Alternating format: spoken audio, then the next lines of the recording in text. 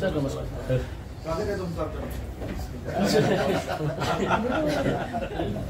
थांबा थांबा थोडंसं.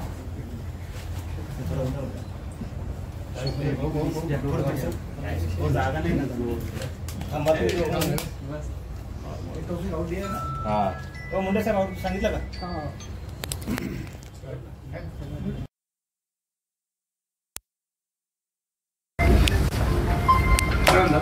ते पाणीच्या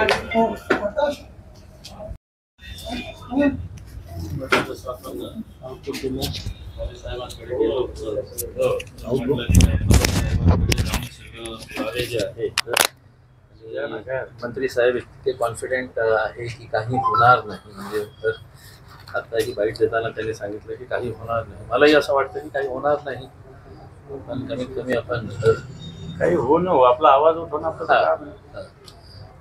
बरोबर.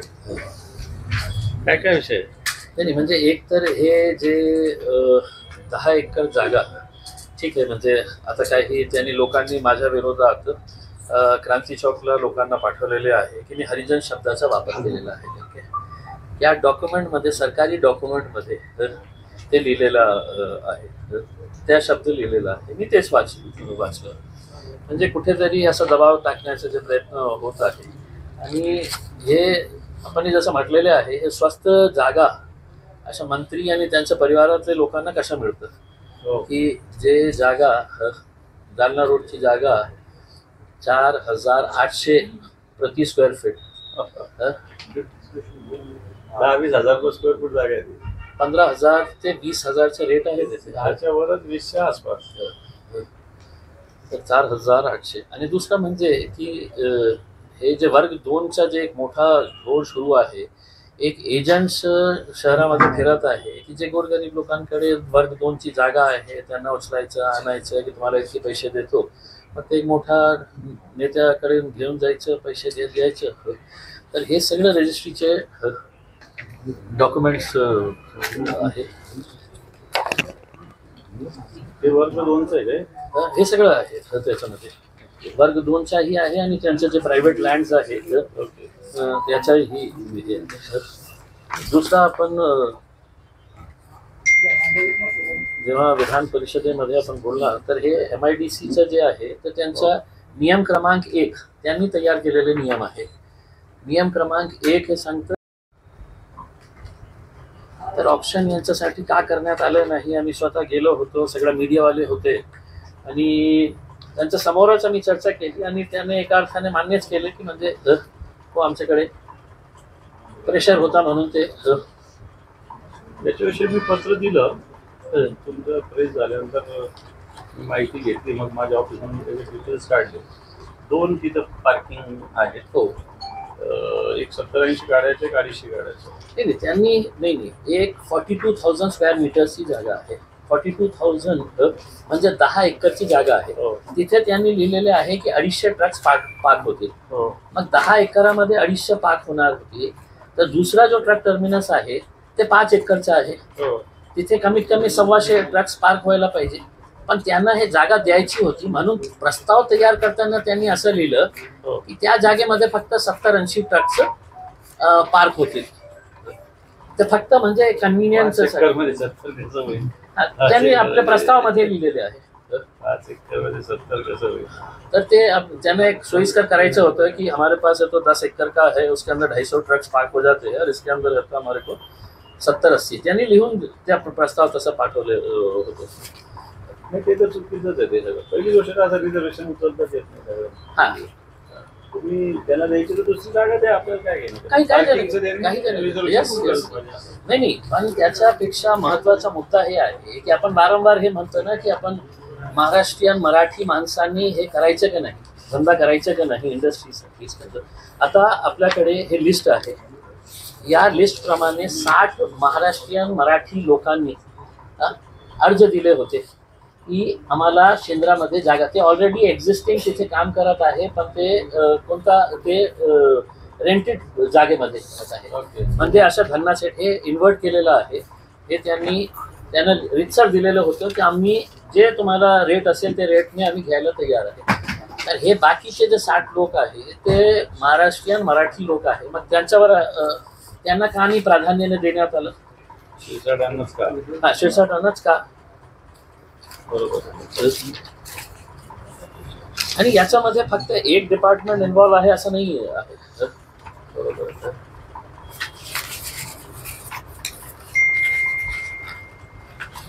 आता जे डिस्टिलरी जे त्यांनी हे केली होती कॅमिओ डिस्टिलरी, त्यांचे डॉक्युमेंट्स बघितलं तर 3 डायरेक्टर्स होते. एक डायरेक्टर ते बिल्डर आहे अमीन पटेल. अमीन भावेन अमीन. मग त्याचे डॉक्युमेंट सगळे दाखवण्यात आले जागा खरीदण्यासाठी बाईटमध्ये, आणि जागा मिळताच त्यांना बाहेर काढण्यात तितकीच जागा 2 एकर, आणि त्याच्या शेजारी एक बागला म्हणून आहे त्यांच्याकडून घेतली 2 एकर 60 लाख रुपये मध्ये. 25 कोटीचा व्यवहार करतो. 26 कोटीचा व्यवहार करतो.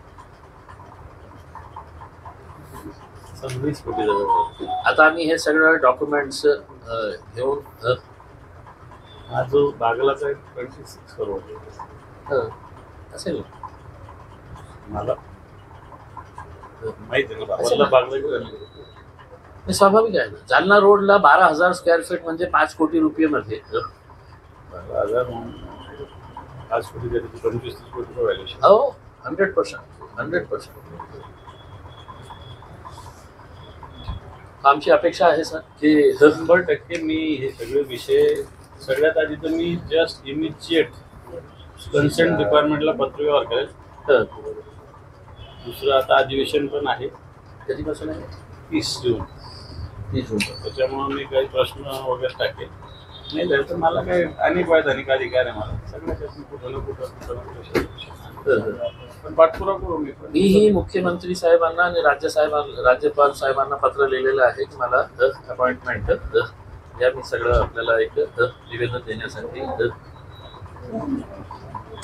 जाऊ ना आपण. मी पण येतो. तर तुम्ही टाइम घ्या ना, मला देणार नाही. तुम्ही मला पत्र द्या, कॉपी द्या, मी पण देतो. चालेल. आपण जाऊ सोबत. हा चालेल, तसं चालेल. म्हणजे ते खूप हे पण मी आजच पाठवतोय. आपण काय वेळ आपण पण राज्यपालाकडे जाऊ. हो, राज्यपालाकडे.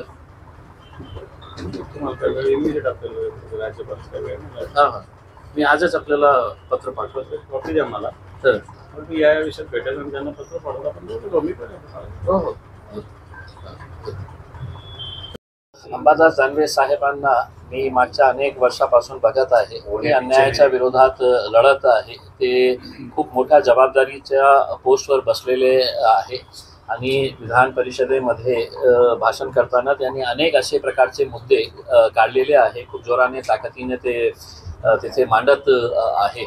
आणि असाच प्रकारचा जेव्हा मुद्दा आपल्या जिल्ह्याशी संबंधित असते, आपल्या पालकमंत्र्यांशी संबंधित असते आणि त्यांच्या भ्रष्ट कारभारासंदर्भात असतं, तर मी मागच्या अनेक दिवसापासून आपणही सहकार्य केल्यामुळे ते प्रकरण सगळं बाहेर आलेलं आहे. आता त्यांना असं वाटतं की माझा काही कोणीही वाकडा करू शकत नाही, माझ्यावर कसल्याही प्रकारची कारवाई होणार नाही. आणि ते असं मलाही आता वाटू लागले, कारण आतापर्यंत मुख्यमंत्र्यांनी वीजच्या संदर्भात कमी एक इन्क्वायरी कमिटी लावायला पाहिजे होती की कलेक्टर ऑफिसच्या कोणकोणत्या अधिकाऱ्यांनी त्यांना मदत केली हे प्रॉपर्टी एक्वायर करण्यासाठी. आणि त्याच्यानंतर जेव्हा MIDCचं प्रकरण बाहेर आलं तर इतकं स्पष्ट आहे की कसा MIDCच्या अधिकाऱ्यांनी सगळं नियम डावलून त्यांना ते 5 एकरची प्रॉपर्टी त्यांच्या मुलाच्या नावावर केलेली आहे, सगळं नियम बाजूला ठेवून. आता काल आम्ही त्यांच्या अनेक असे प्रॉपर्टीजचे रजिस्ट्रीचे कॉपीज जे आहे ते दाखवलेली आहे. त्याच्यामध्ये जे SC समाजासाठी राखीव असलेली वर्ग 2ची जागा असते, जे गोरगरिबांसाठी असते, गोरगरीब SC समाजासाठी असतं, तेही त्यांच्या मुलांच्या नावाने त्यांनी लाटलेले आहे. आणि ते रजिस्टर करण्यासाठी कशा प्रकारे तहसीलदारवर आणि कलेक्टरवर दबाव टाकण्यात आला होता. आणि इथे ही सगळं नियम डावलून त्या 10 एकरची प्रॉपर्टी त्यांनी आपल्या स्वतःच्या मुलाच्या आणि बायकोच्या नावावर करून घेतलेली आहे. दुसरी म्हणजे जे प्रायव्हेट प्रॉपर्टीज त्यांनी विकत घेतलेली आहे मागच्या 3-4 महिन्यामध्ये. आम्हाला असं वाटत होते की खोके संपलेले असेल, 2022 मध्ये खोके दिले होते, पण असं वाटतं की खोक्यांची संख्या जी आहे दिवसोदिवस वाढत चाललेली आहे. येत आहे. म्हणून मी आज अंबादास दानवे साहेबांना सगळं डॉक्युमेंट जे माझ्याकडे आहे, त्यांच्याकडेही खूप सारे डॉक्युमेंट्स असतील, पण अन्यायाच्या विरोधात आणि हे भ्रष्ट कारभाराच्या विरोधात माझ्याकडे जे जे होते मी त्यांच्याकडे आणून दिलेले आहे आणि त्यांना विनंती केलेली आहे की राज्यपालांकडे जाऊन आपण हे सगळं सविस्तर त्यांना हे दाखवून जे जे आपल्याकडे स्पष्ट पुरावे जे आहे, खूप ऑथेंटिकेटेड पुरावे आहे, त्याच्या उत्तर न देता जे मंत्री साहेब बोलतो की ते वेळा आहे, त्याला समजतं नाही, त्याला काही नाही, ह्याला काही नाही होणार करके, याच्यातून किती मुजोरी झालेली आहे हे सत्तामध्ये बसलेल्या लोकांचा, की इतकं स्पष्ट पुरावा असून सुद्धा त्यांना कसल्याही प्रकारची भीती वाटत नाही. कारण त्यांना माहीत आहे की त्यांचे वरचे जे आहे तेही खाणारे आहे आणि त्यांचे खालचे जे आहे तेही खाणारे आहे, म्हणून इतकं ताकद त्यांची वाढलेली आहे. मी अंबादास दानवे साहेबांना रिक्वेस्ट करायला आलेलो आहे की या लढाईमध्ये आपणही खूप जोरात आवाज उठवलेली आहे आणि पुढेही आपण नेण्यासाठी, कारण ते एक खूप मोठ्या पदावर आहे आणि ते आणि त्यांच्या सोबत जितके पक्ष भ्रष्टाचाराच्या विरोधात असतील या लढाईमध्ये सामील होण्याची आवश्यकता आहे. असं नाही आहे की काय आहे की काही मुद्दे असतात जे आपल्या जिल्ह्याच्या चांगल्या हवं याच्यासाठी असतं, आणि जे पालकमंत्री जिल्ह्याचा पालक नसून ते आता आपल्या परिवाराचे पालकमंत्री झालेले आहेत आणि परिवार कल्याण मंत्री ते झालेले आहे. आपल्या समाजाचा जर सोडा, समाजाची ही जमीन त्याने लाटलेली आहे, तर कुठल्याही समाजाचा भला न करता परिवाराचा भला कसा करता येईल अशा प्रकारचे ते त्यांचं जे उद्योग सुरू आहे. आणि असे अनेक वेळ असं झालेले आहे की जेव्हा चांगला मुद्दा असतो तर सर्व पक्ष एकत्र येण्याची आवश्यकता. आमची तर अपेक्षा हे आहे की इव्हन देवेंद्र फडणवीस साहेबांनी हे सांगावे की हो, तुम्ही जे केलेले आहे ते बरोबर आहे, आम्ही तुम्हाला साथ देऊ याच्यामध्ये.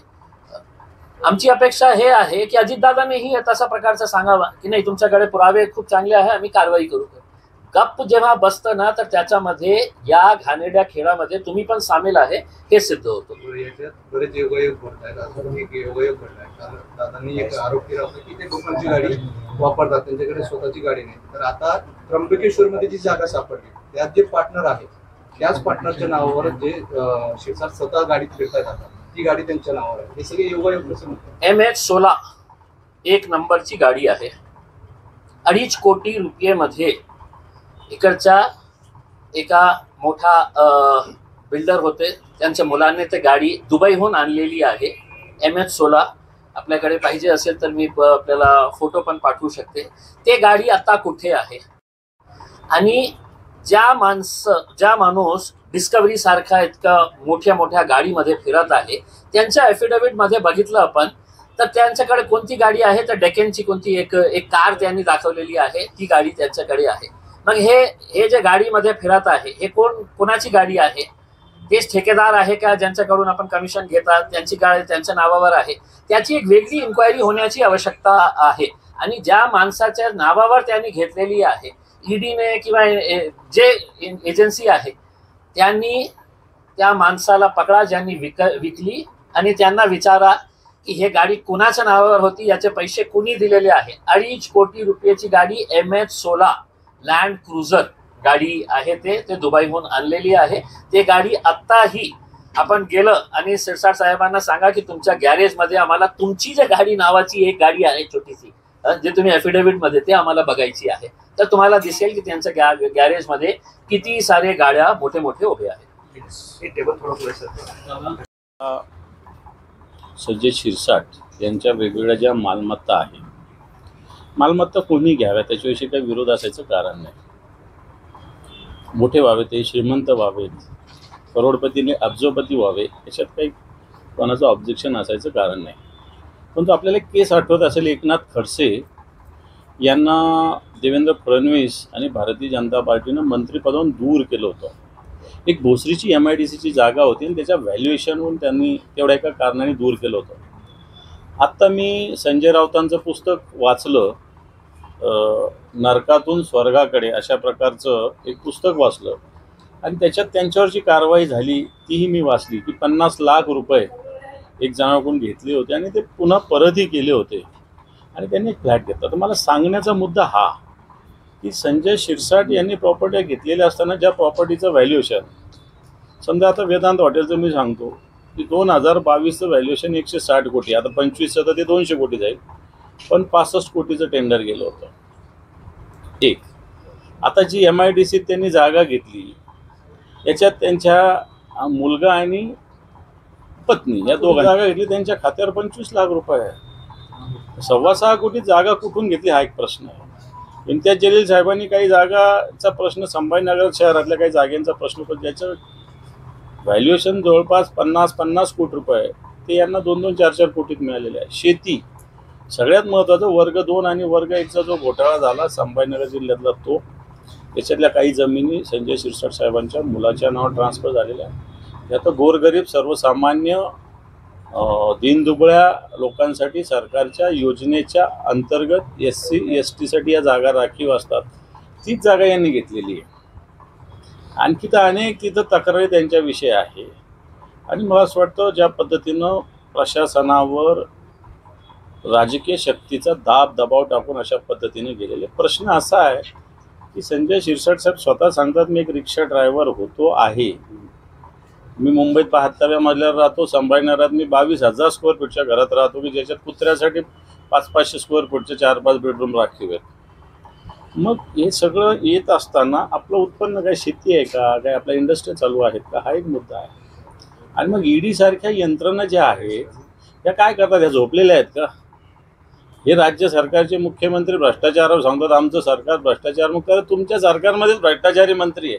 काय देवेंद्र फडणवीस, काय एकनाथजी शिंदे, काय अजितदादा बोलतात. आपण इम्तियाज जलील साहेब माझ्याकडे मुद्दे घेऊन आलेले आहेत. हे मुद्दे असताना मी परिषदेचा विरोधी पक्षनेता आहे, वाटतं मी त्या व्यासपीठावर तर हे मुद्दे मांडणार, परंतु निश्चित राज्य सरकार, राज्यपाल यांच्याकडे सुद्धा मंत्र्यांचे हे विषय मांडावे लागतील. कारण आत्ताच्या घडीला हे सगळं कशामुळे होतं आहे की राज्यच ओरबाडून घ्यायचं काम हे करताय. हे तुम्ही पैसे कमवा, तुम्ही शेती करा, इंडस्ट्री चालवा, उत्पन्न कमवा, पण तुम्ही कुठून करताय? जनतेच्या पैसा, राज्याचा पैसा ओरबाडून खाण्याचं काम या मंत्र्यांचं चालू आहे. आणि म्हणून इम्तियाज जलील यांनी जे पेपर्स दिलेले आहेत, हे पेपर्सच्या माध्यमातून मला वाटतं वैधानिक पद्धतीनं सुद्धा हा लढा लढावा लागेल. आणि तो लढा त्यांनी जसे माझ्याकडे पेपर दिले, मी निश्चित त्यांच्या या लढाईला मी सुद्धा त्यांच्यासोबत बोलेल. मी राज्यपालांकडे निश्चित जाऊ या विषय घेऊन. कारण अशा पद्धतीनं आता समजा महसूल, राज्याचं उत्पन्न कमी आहे म्हणतो आपण, मग याच्यावर हे कर लागतो जनतेवर, ते कर लावतोय तुम्ही जनतेवर.